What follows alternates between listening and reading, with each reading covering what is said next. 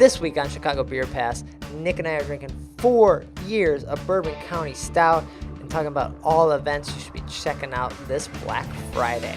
All that and more on this week's episode.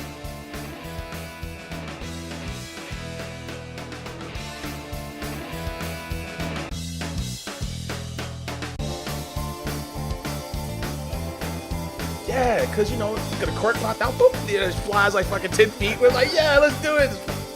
The legend, Mr. Pete Crowley. I love Pete Crowley, man. How's that beer? It's what you think it is. It'll be like the stuff you hear. Every time you go to Floyd's, all the music sounds like this. Raw, raw, raw.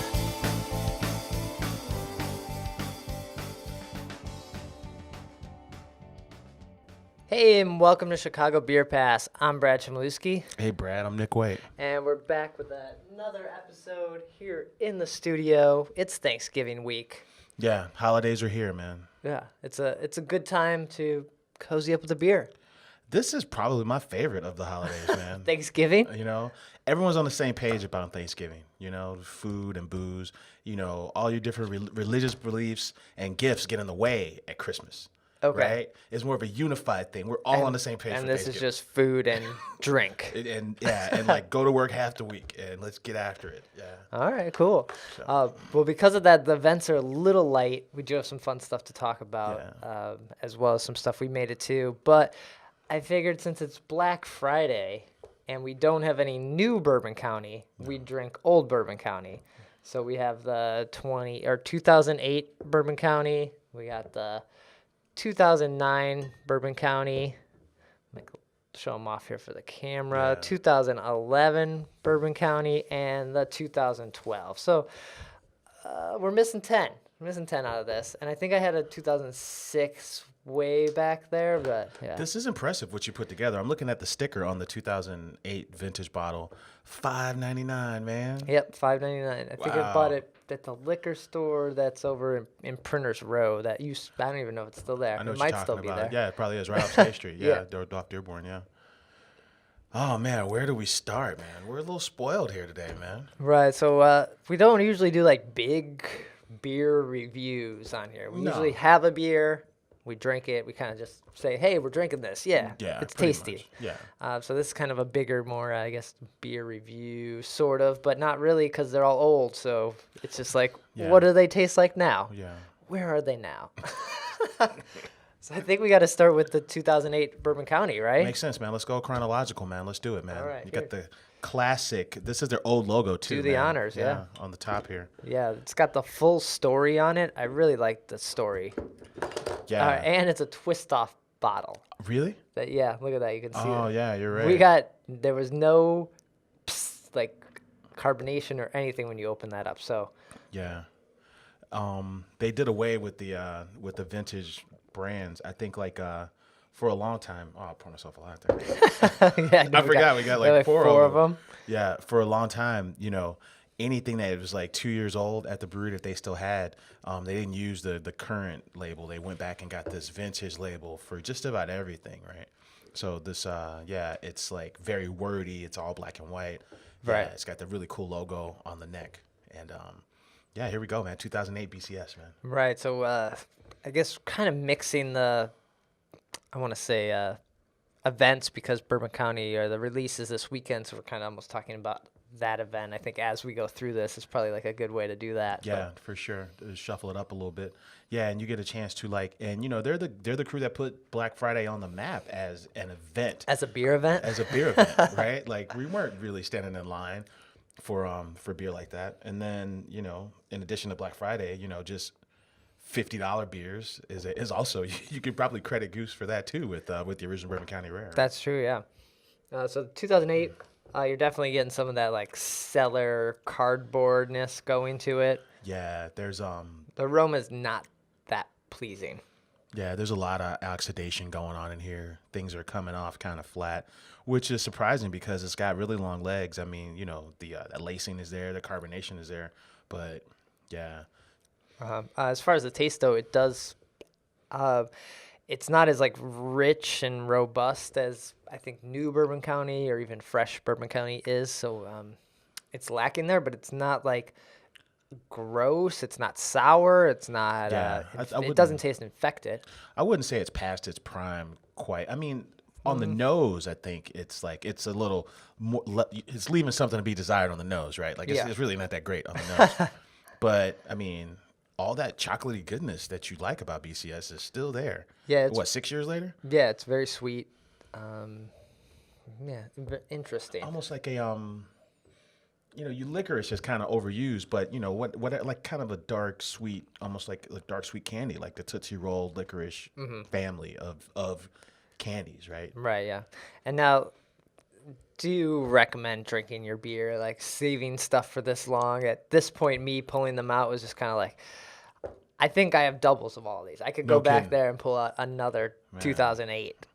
That's how ridiculous it got. And then you start to get to a point where it's kind of like, when do I open this? When is it appropriate for me to have this beer again? Yeah. And Goose, on a lot of the bottles, they would say, hey, after 5 years, store for 5 years, changes, flavors will develop up to 5 years. But even as you talk to some of the brewers, and even they will say, hey, wine is typically built for the long haul, right? Yeah. And there are some exceptions in beer, but for the most part, the intention of the beer was met when they bottled it. And for the most part. Very true, yeah. Right? Yeah. So I just opened the 2009 Bourbon County, also a twist-off bottle. So they still hadn't, at that point, switched over any format or anything like that. So that was probably what they were using for everything at that point. Like, if you got a Goose Island beer at that time, it was probably a twist-off. Yeah. And then I remember 2009, I want to say that was the first year that you had the mix. You could get, like, the Bomber or the 12-ounce in 2009. Oh, possibly. But I think it was still coming in 4-packs. 4-packs? Yeah. So I would give yourself a little smaller of a pour this time. Oh, dude, I got excited and went to town and poured like 4 ounces of the '08. I'm like, oh, shit. So this year you're going to be able to get regular Bourbon County, but the call comes in one size bottle now, right?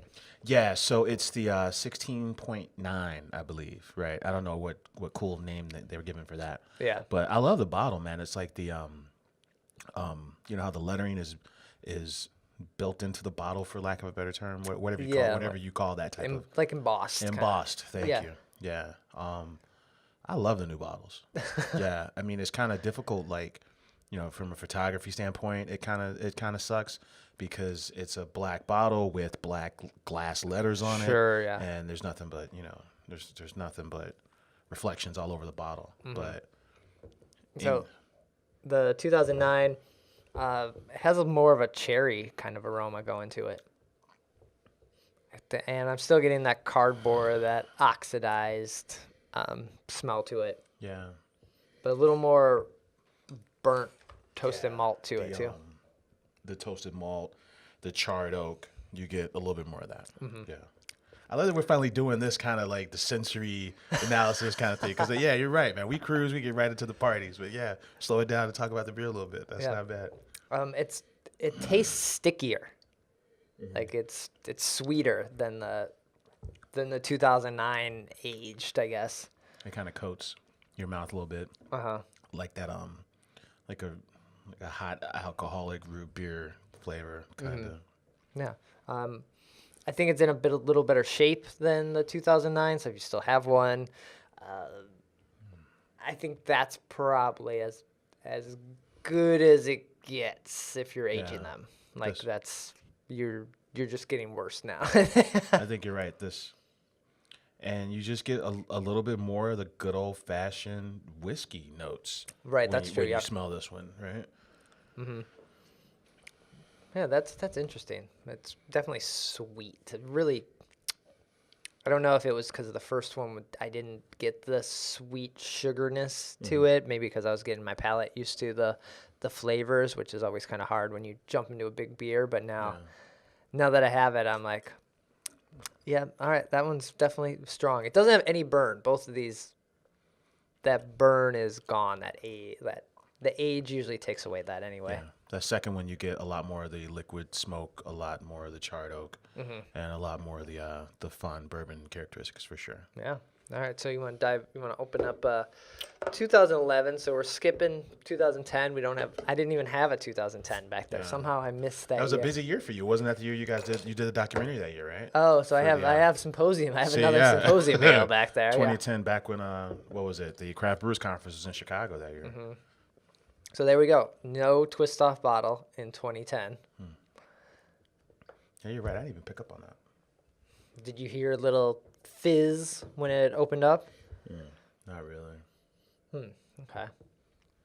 Whew, going through big beers like this fast is tough. Yeah. But get a little more toast, but also a little more of that cardboard. Huh. That one does not smell as pleasing as like the other ones. Doesn't smell great, but this one doesn't smell good at all. Yeah, it's weird because 2009 was a little bit more pleasant to smell. Yeah, 2010. Oh, I don't like that at all. 2000, what was it? Not 10, 11. 2011. Isn't that weird how that works out? Like, yeah, these are all probably aged and cellared at appropriate temperature for the most part, and not too much variant on it over the last like probably 4 or 5 years. But the 2011 Bourbon County sucks. Like, it's that is of the three we've had, it is not the most righteous of the three. That is for sure. I feel bad that we're not drinking like a fresh one too. To compare, yeah. To see the journey. But right? last year I didn't even pick up any regular Bourbon County. I picked up a bottle of coffee and some rares. Yeah, that was it. I might have like one in the fridge. I got to check the dates. It's probably infected. Okay, yeah. No, but they pushed out a lot of dates. They said, hey, these dates are infected. Yeah. Oh, and then this year, I guess because of the infections, the flash pasteurization took place. Right. On yeah. all bourbon counties. All bourbon. So you should have no infection issues with this year's Bourbon Counties. Yeah. So it's probably for the best. I know, like they were saying how North Coast they pasteurized the shoots. Yeah. You know, the Abyss and all those beers are pasteurized. So I don't think it affects the flavors necessarily. I think what it does is it changes their ability to develop, right? Okay. So that's my understanding of it. So I could be wrong. But, Okay. yeah. So you want to open up the 2012. This label didn't even stay on. We got that going on. 2012 Bourbon County Stout. Yeah. In our 4 lineup of celebration of Bourbon County. Oh, there we go. That one was a lot of carbonation. Yeah. All right, they finally put the logo on the cap this year, so I'm a big fan of that. Right, so 2011 just was a black cap. Yeah. All right, hold on. I got to power through this 11 that sucked. Do it. Where's our dump bucket? That's what the wine folks do. They get the little dump, get the little dump bucket. Yeah, you're not supposed to drink it all, right? You're supposed to just... Well, they spit stuff out in general. I know a lot of beer people, even in tastings, a lot of beer folks, they'll dump, but... And we should probably be, like, rinsing our glasses each time. This is not appropriate tasting. Yeah. I know wine people, they dump, but they also spit. You know, like they'll swirl and spit. I think beer people, they will dump, but beer people typically swallow. Right? they don't spit. You don't go to beer events and see people swirl and spit. No, yeah. They drink it. All right, so 2012 Bourbon County Stout. What do you think right away? Right away, a lot more fun, a lot more toasted coconut, a lot more almost like fudge batter, right? Mm-hmm. A little cardboard to it, but it's kind of spicy. It kind of tickles the nose. Interesting. Definitely, I feel like they were all such a different aroma on them, but all right. Yeah, especially 11 and 9. Okay, that one I think tastes the most pleasant.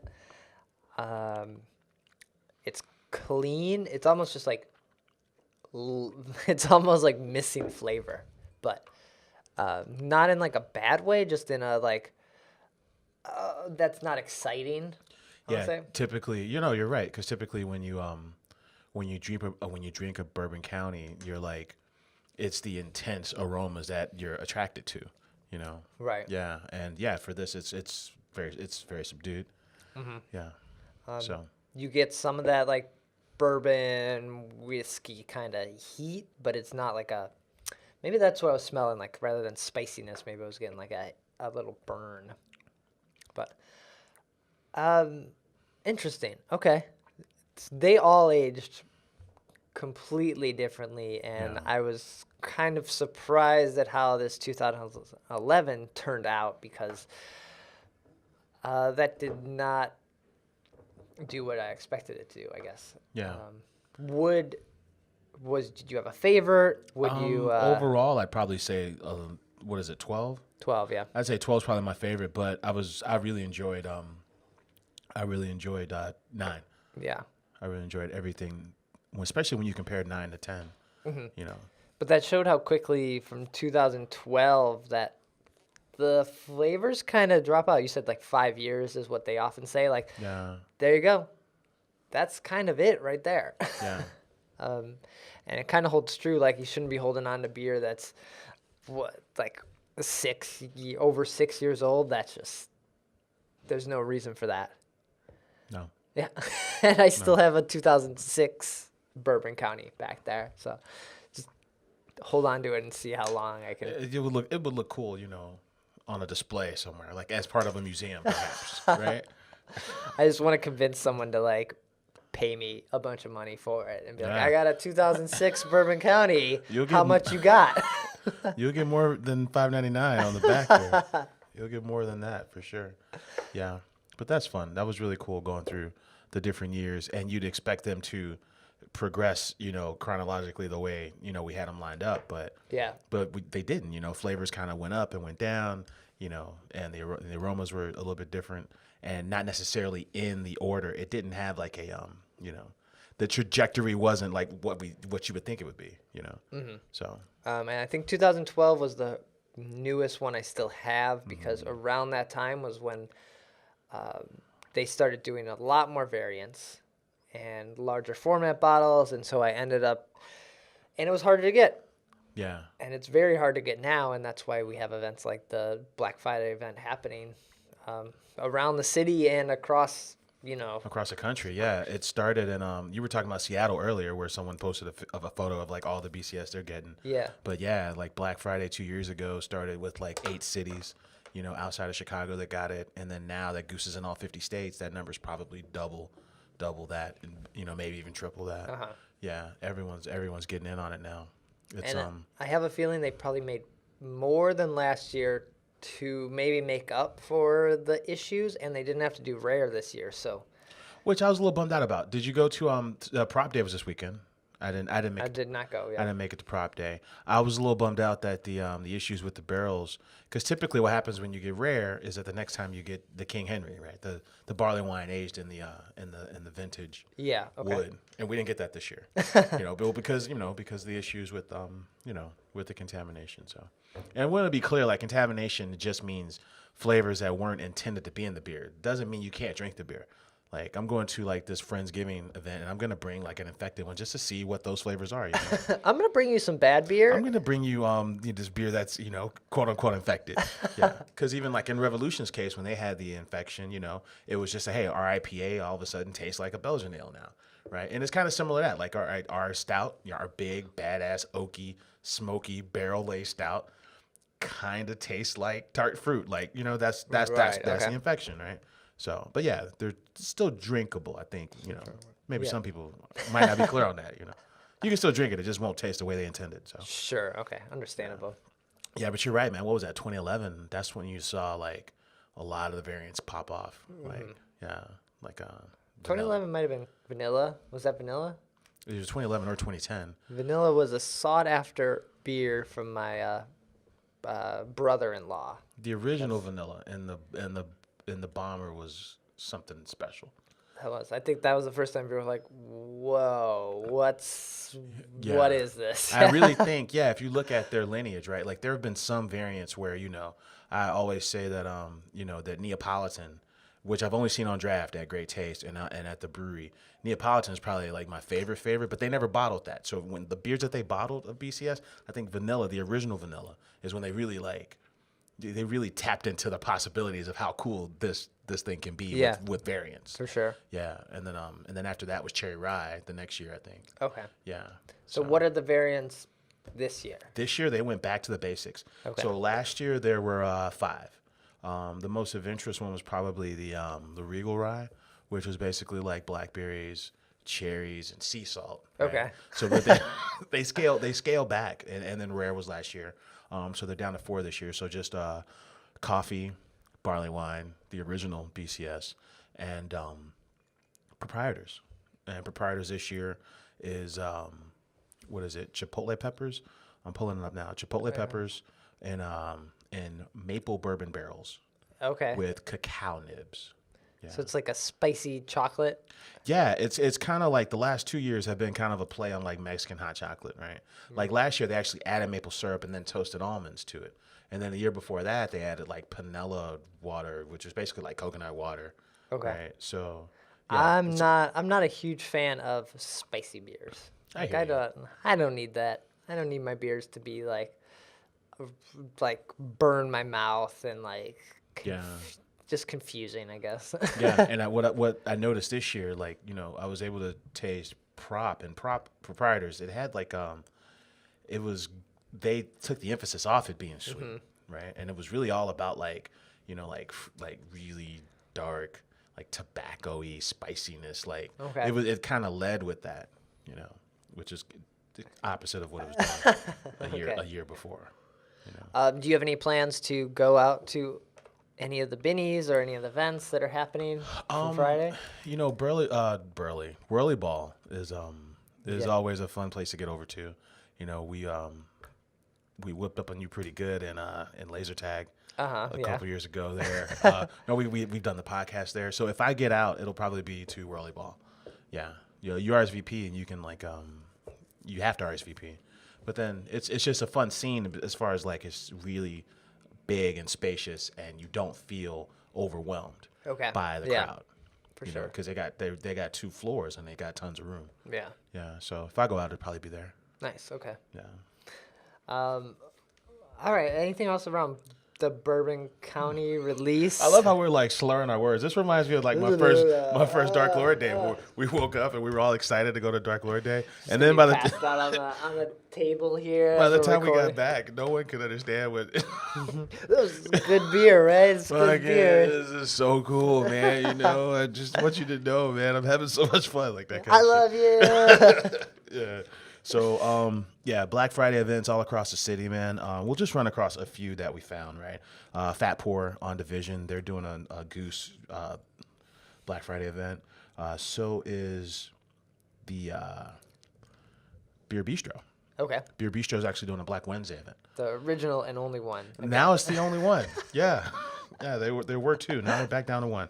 The original one in West Loop. Yeah, that's also a Black Friday event too. Cool. Okay. So yeah, but they're all over town, man. So, and like you said, man, we don't understand. We lose sight of how much of this beer they made. So you're gonna see Black Friday events everywhere. Even at Whirly Ball, they got a 2013 Templeton Rye BCS, man. Yeah, I saw 2013. Yeah, I saw Fountainhead posted they were opening bottles of something last year. Yeah, Fountainhead on premise, you can get the 2014 Vanilla Rye. Okay. And you have to drink it there, but you can still get it. Yeah, that's a 2-year-old one. Yeah, Jewel Osco. When did Jewel Osco become such a major Bourbon County player? It's beyond me. But when they realize, oh, you're part of Anheuser-Busch, and we will take your money that you want to give us. They are selling last year's Bourbon County Rare. So you go to 5 locations, Jewel Osco, and you're one of the first 45 people. They'll sell you Bourbon County Rare and give you a snifter. But it might be infected. It's very possible. I mean, but then you can drink it and return it and get your money back. See, everybody wins, man. It's the holidays, Brad. Everybody wins. Jewel Osco, man.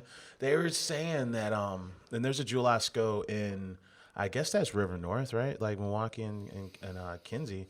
They were like, dude, we had Bourbon County. You could walk right up at like 7:00 at night on Black Friday and get as much of just about anything you wanted. Oh, cool. Okay. Yeah. And who knew? I had no idea. Right. I don't usually go to Jewel for my beer. Like, for anything. Because I'm usually disappointed. The times I've gone, I'm like, I've had all this. I don't want any. What's like the not Full Sail. I'm thinking of like the. Yeah, I can't even think right now. I don't know. I'm picturing like a shark, like a white, the white IPA. There's just too much. There's too much stuff going on at Chmielewski for me. Okay. You know, I get overwhelmed easily. I'm like, dude, I don't want to be in this store at all. Just give me a liquor store. I don't want to be in this supermarket. Oh. So that's kind of the stuff happening around Bourbon County release this weekend, this Friday. You'll probably see it on tap at a lot of your favorite bars. If for some reason you're not listening and you're not in Chicago, or if you're listening but not in Chicago, you may find Bourbon County in your neighborhood. Yeah, you're guaranteed. I'm gonna say you're almost guaranteed to find the original, no matter where you live. If you're listening to this, yeah, for sure. There are other events that are Black Friday events that just expand beyond Bourbon County. Okay. Like so, Local Option, they'll have 4 Bourbon Counties on tap, but then on Black Friday they'll do like a full lineup of 30 beers. Well, they'll focus on breweries like Pipeworks and like Toppling Goliath and and Firestone Walker, these kind of places. You go to Bavarian Lodge out in Lisle in the West Burbs. Yeah, they're actually celebrating their 30th anniversary. Oh, wow. Yeah, around Black Friday. And they've got a tap list that includes like, your Dogfish Heads, your Revolutions, so they'll have a Black Friday tap list, but it's bigger than just the BCS stuff. Oh, that's pretty cool, yeah. So 2 places for that you can go check out too. Yeah. Nice, yeah. Bavarian Lodge I have not been in years, but one or 2 times I went, I was impressed and like confused about why this place is here in the suburbs. And they have there's a very hardcore German focus, like all the food there. Yeah. But they do a good job of squirreling away big beers. For sure. And then they'll do something like, they'll have a vintage Dogfish night or a vintage, Three Floyds night, something like that. And they've always had a really impressive lineup of stuff. Yeah. If you can make it out there. It's like, it's one of those good excursions where you just feel like, doing something out of the ordinary and leaving the city and going somewhere cool. That bar is it's legit as far as like, it would be an awesome bar if it was in the city, or if it was downtown, or you know what I mean? Yeah. Like it just happens to be in Lisle. It's a cool bar. That's a cool bar, no matter where it's located. Sure, yeah. Anything else? No matter where it's located. No matter where it is, it's good. It's good, man. Go to Bavarian Lodge. Man, it's fucking good, man. I love you, man. Bourbon County is catching up to you hard. That was quick. Anything else happening that anyone should check out besides these Bourbon County releases? I feel like everyone's going to be busy with Thanksgiving this week. That's true, man. Family stuff and friends and stuff. Let's see. Five Rabbit, they are releasing. They have a beer release on Black Wednesday, the 23rd. It is their. There's a Black Wednesday now. No, there's a Black Wednesday. That's when the beer review show's doing their thing. Apparently, the Wednesday is the biggest party day of the whole year. Oh yeah, it's Blackout Wednesday. Blackout Wednesday because everybody's off Thursday. Yeah. Okay. So, Indigo Montoyo, which is a beer that just took a melifobab, right? So this is the Heaven Hill barrel aged version of their Yodo con leche with hazelnuts. Yeah, so that's going to be on sale Wednesday at 4 p.m. Nice. Okay. Yeah, out at Five Rabbit. Five Rabbit. They set up shop near Midway Airport, so right outside the city, like Beckford Park. Yeah. 75th and Cicero or some shit like that. Mm-hmm. Yeah. Moody Tongue. Stouts and oysters. Stouts and oysters. I went to Moody Tongue this week. Oh, you did? Yeah, okay. I went to Moody Tongue. I didn't try. I was pre-gaming for dinner. I was like, dude, and I wanted to get down on the oysters and the chocolate cake, but we just had the beers. You pre-gaming for dinner. That's oyster time. That's what oysters are. That is true. They are the pre-game for dinner. We should have gotten oysters. I didn't push hard enough. We got 2 beers and we're like, all right, we're going to blow this reservation. We got to get out of here. That's Moody Tongue's thing. It's before or after dinner place. Exactly. Yeah. Dude, they had a grapefruit lager. Okay. That was lights out. So he's got all this, the folks, I think from the Boca group, that's the Girl and a Goat and Boca, he enlisted those guys to lay out his space, right? Oh, cool. Design his space. Oh, but he's got like this really cool Austrian hand blown glassware. It's like, I love that it's a very elegant approach towards a tap room. Okay. You know what I mean? It looks really cool in there. For sure. Yeah. So I had a couple of the barrel aged offerings, and I had but that grapefruit Pills. Grapefruit Pills. Grapefruit Pills is where it was at, man. Nice. Okay. Yeah. Oh, but on Black Friday, he's got a Four Roses barrel-aged gingerbread imperial stout Okay. going on at 4 o'clock. So Jared, who actually used to work at Goose Island, Clybourne, he was the pub brewmaster there for a few years. Then he branched off to do his own thing. So, Maybe I'll talk to Maeve and we'll go over there. I think we gotta go buy a microwave and then we'll go over to Moody Tongue. you know, about 4 o'clock. It is not too far. It's like right off like 18th Street. Like, Yeah. You know, it's just pretty easy to get to. Yeah. So that's happening this week. Yeah. I think that's all I got for events, man. Nice. Okay. And then you were drinking some mead this week, right? Yeah, so We're like flipping this whole show. We're doing it in I reverse. love it, man. I love the shuffle, man. It's like because the whole show is kind of like an improv, right? It's kind of just like just us hanging out, chatting. It's so I went down to Beverly, out on the south side, man. So I hit up a Wild Blossom Meadery. Okay. Yeah. So there's a meadery in Chicago? There's a Or meadery in Illinois area, yeah. Chicagoland area, I guess. It's weird because when you look up Wild Blossom Meadery, they give you an address, and you go to the address. It's actually like a wine and homebrew shop. Okay. That happens to be the meadery. So we're like, yeah, man. You walk in, and there's all this equipment to make beer with, and you're like, is this the meadery? He's like, yeah, that's us. And apparently, like when it's on Western. So apparently on like the east side of Western, you can't sell any liquor, and on the west side of Western is where all the bars are. Oh, cool. When you get to like 95th to like 105th on Western, right? So we're like, yeah, man, let's do a tasting. He's like, well, we can't sell you any mead, but we can do a tasting. So you just buy the glass and we'll give you the mead. Okay. So that's what we end up doing. Such weird loopholes. We can't sell you beer, but we can sell you the glass to put stuff in. Right. And this place was cool, man. They got 20 varieties of mead, man. What? So mead That's is ridiculous. No, that's too much mead. That's too much mead. That's a lot of mead. A mead for every occasion, man. I don't need that much mead. So mead is basically honey wine. Yeah. And then, I talked to him, I was like, dude, so, because, the mead people will tell you, well, it's the world's oldest fermented beverage. It's what the Vikings drink. This predates everything. That's their conversation, And I was like, so I'm going through all these different kind of meads. My favorite one was a chocolate honey buzz, And these meads are righteous, right? There was a pirate's blood one, which was like a really spicy mead. And he's like, dude, and if you really want to get wild, just blend the pirate's blood with the chocolate honey buzz and get that Mexican chocolate thing going. Hey, but I'm like, so why honey versus grapes? Wine is typically made out of grapes, Yeah. And he was kind of saying it's as simple as, people don't like putting stuff in their wine, and I want to know more about this. So like you introduced me to the glug slushies, right? Yeah. And the glug is basically like spiced wine. I don't know, like Scandinavian spiced wine or whoever's spiced wine. Yeah, it's a blend of spiced wine and alcohol. And, yeah. And you serve it warm and then you serve it in slushies. But other than the glug, like not a whole lot of people embrace the idea of putting anything or sangrias. Right? Nobody embraces the idea of putting things in wine. They just want the wine. Okay. So he's like, honey wine is a little bit more versatile where, it's kind of fun. You get this green apple nectar, you can throw some vodka in that, put an apple garnish on it. What I mean? Like it becomes, it's just more festive, like that, the pirate's blood that's got like ancho chilies and, all these 4 different types of chilies. He says it goes great in the tequila sunrise. It goes great in a Bloody Mary.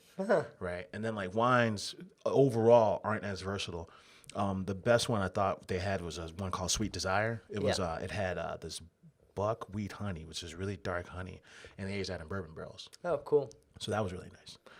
So yeah, man, I went through the magical world of meads. It's too sweet. It's too sweet. It is very sweet. That's why you gotta get that pirate's blood and blend that in there. Okay. Or so to be honestly though, like even having it with breakfast, even having it with breakfast. If you're an alcoholic and you're looking for something to have a breakfast. I didn't like put it in my Cheerios or anything. You just have it as your beverage. But listen, like, those Bellinis aren't working for you. We got mead. Even with breakfast, it's just too sweet. It overpowers everything. It's almost exclusively a dessert thing. To your point, you're right. It's like they're cloyingly sweet, but they have a time and place. It was good. Yeah. Speaking of glug, I think Simon's this weekend is releasing the glug. their glug. Right on. They do the glug slushies in the summertime around the Midsummer Day Festival that happens in Andersonville. Yeah. And then this weekend, I believe, is the release of their glug. So you can go there. It's their recipe, non-iced version, and you can have it warm wine, I guess. I want to try the warm version because the slushy is a party and a half, man. Dude, The warm version is even better because you're more excited because it warms you up. You're cold. You're cold outside. Like the slushy version is nice because it's like being a kid and having a snow cone. Yeah. But the warm version is like it just makes you cozy. So, I can dig it. Yeah, so I went there. So I'm in Beverly, and I'm like, dude, Horse Thief Hollow is around here somewhere. So we ended up going to Horse Thief Hollow after oh, nice. Wild Blossom. Very cool. Yeah. Awesome. So yeah, those guys are doing fun stuff, man. They've been open for 3 years. They got 4 major awards, man. 2 from Great American Beer Fest, 1 from the World Beer Cup, and they just took gold in classic styles at FOVAP. Nice. Okay. Yeah. Yeah, so you should definitely get to those 2 spots in Beverly. Cool. Yeah. Anything else happening this week, or what are you drinking on Thanksgiving?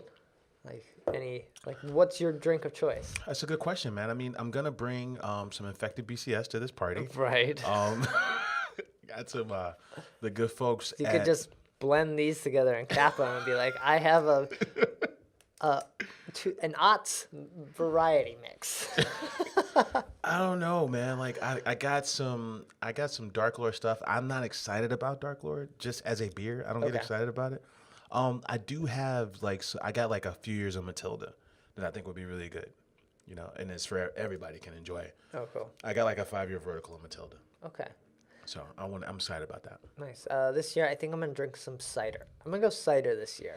Okay. I picked up a bomber of a cider. I can't remember who it was from, and then I picked up some Seattle cider because I usually like their cider, but I saw pumpkin spice cider, and so that will either go great or be the worst thing I've ever tasted. They'll be like, I'm kind of thinking it's not going to taste very good. Somebody brought this cider with pumpkins. I think it was Brad. And I'm going to leave it at my mom's. She's just going to be like, what is this, sir? Well, and, if they don't like it, they can pour it out. It makes for a great, soap dispenser pump at the for the dishwasher liquid too. It goes great. It goes great with that. Okay. Yeah, there you go. Nice. Before we get out of here and wrap things up, any beer news that's been happening? Yeah, we got a little bit of beer news, man. So Avery out in Colorado, they're discontinuing their whole series of heavy All dark their beers. beer. They're stopping. They are going out of business. No, they discontinued a lot of their heavy stouts. Okay. Yeah, so we're talking Mistopheles. We're talking about their Demon series. Right, okay. Basically, right. And this is, I don't know, those beers were successful, so I'm kind of surprised that they're that they're getting rid of them. So it was basically called the Demons and Dictators series, right? So this is the Beast, Mistopheles, and 6 other beers, right? And what they were saying was, hey man, we're gonna focus on these beers. We got 2 barrel-aged stouts. One's a raspberry sour, Okay. right? And the other one's another fruit sour, another fruit stout cool. that they're going to Okay. focus on that'll replace those. Yeah. Okay. So I don't know, man. I thought Mistopheles and Beast were both really good beers. Yeah, I haven't had either in a long time, so it's hard for me to say. But yeah, bummer. Yeah. That sucks, man. Oh yeah, the vanilla bean stout aged in bourbon barrels, and then the raspberry sour, which is aged in oak barrels. Those are the 2 beers that'll be year round that are replacing 6 of their big stouts. Nice. Okay. Yeah. So there's that. We talked about Fountainhead. Let's see. Big Hugs Day was announced. Oh, Big Hugs. Yeah, I love Big Hugs Day. Yeah, that's a fun day, right in the middle of winter. So this will be December 11th. That's a Sunday. And they've got 5 variants going in bottles. I don't think they had that many ever before. They usually had one variant. Yeah. There was usually, I want to say, a vanilla one. That was what they've had. Yeah. That's kind of their thing. So now 5. Yeah, so that's big for them. Lumpin' Radio. But Go before, ahead. Sorry. on Yeah. Big Hugs, you can do this sweet thing where you pay $200 and you get 5 Big Hugs and 2 bottles of every variant a stout glass, and a mug. That sounds like a win. So I think the best deal, if you're thinking like, whoa, $200 is a lot for beer. Yeah. But you split it between one or maybe two other people, and it's Yeah. 100, you know. Yeah, now you're down to $60, somewhere in there. Yeah. Like, and then you are guaranteed some big hugs and some variants. So I think if you split it between two people, that's perfect because you only really need like one variant of each. Yeah, that's true. Yeah, and then I like how they are they're making it a point to have all their bottle releases at their original pub. Right. You know, keep that traffic going over Well, I there. don't think they have the license to sell the for bottles the at the other place, yeah. but Okay, yeah. well, there you go. All right. Lumpin' Radio, which is the crew from Mars. Mars Brewing. Mars. They're from Mars. They are aliens. They the Mars Brewing crew. So Mars, Lumpin' Radio, and Maria's. That's all one big crew. Okay. Right. Lumpin' Radio is celebrating its 25th anniversary. So the Mars guys made a 12-pack of beer for them. The cool part is that the 12-pack is it looks like a boombox. It looks like an old school 1980s boombox. This whole thing is only for them. It's not going to be like normal packaging. No, it's not normal packaging. So they've got like it's basically a variety pack of 12 beers. Wait, are these cans look like they were a lot of work, so they're not going to be like. I don't know. That's the original plan. There is a package you can get that includes a T-shirt and a tote bag when you go to these places. But then there's just the boombox, which is a 12-pack of beer. And so, can you get them at everywhere? Yeah. You can get at Mars participating locations. At Mars participating locations, aka Maria's, and probably the Beer Temple. Okay. Right. Those are probably the two places you can for sure get these beers. Cool. Yeah, Okay. Maria's in the Beer Temple. Let's see what else we got here, man. This is more than a little bit of news. Haymarket, man. They milled in today at their brew pub up in Bridgman, Michigan. You've been up there. Yeah. Right? They said they might brew their first beer this weekend over the Thanksgiving holiday. Nice. Okay. Yeah, so that's their big, massive production brewery just outside of Chicago. So the actual tap room's not open yet, but they're brewing. But Hopefully. they're going to start brewing this weekend.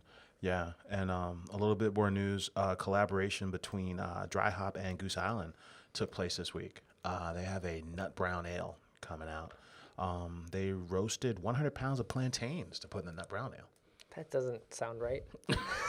I don't know. Yeah, I'm like, well, how many nuts did you put in the nut Banana brown nut ale? brown ale? I'm like, Yeah, right?